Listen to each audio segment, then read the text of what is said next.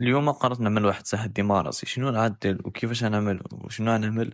المهم تبعوا لا فيديو حتى الاخر باش تعرفوا شنو كاين. يلا كنت نبدا التحدي. هو يصون عليا حاتم. خاي ما داير بحالك ما يراجعش من تحدي واش من لا.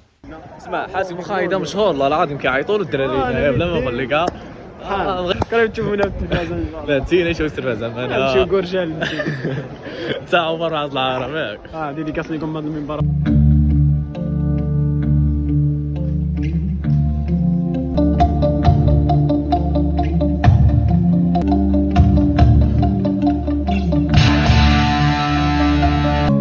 سميتي جيس،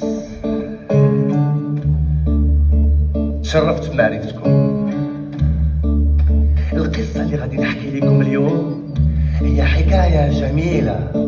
الزوج اسمه آدم، والذي هبط من جنته بعدما فاهمه مرض الاكتئاب.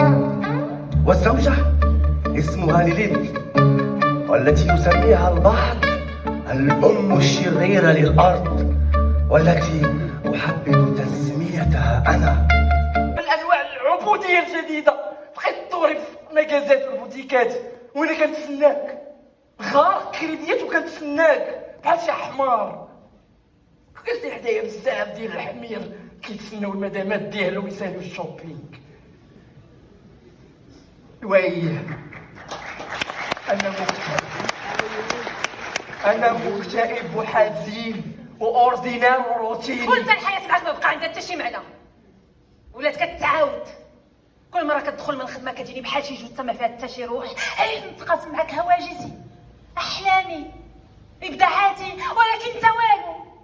سلبي، كلشي فيك سلبي. نظراتك، حركاتك فارغة اعتيادية ما فيها حتى شي روح. انت مبقيتش تنقد عليا، علاقتي بك ولات مدمرة مدمرة مدمرة. وانا راه ماشي سوبرمان كيف ما كتخيلي، انا انسان عادي عادي.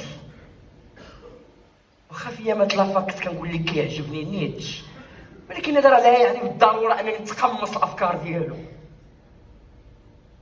واخا كان عنده الصح ملي قال لا تزال المرأة حيوانا كالقطط والكلاب والأبقار، وأنها تتآمر مع كل أشكال الانحلال ضد الرجال.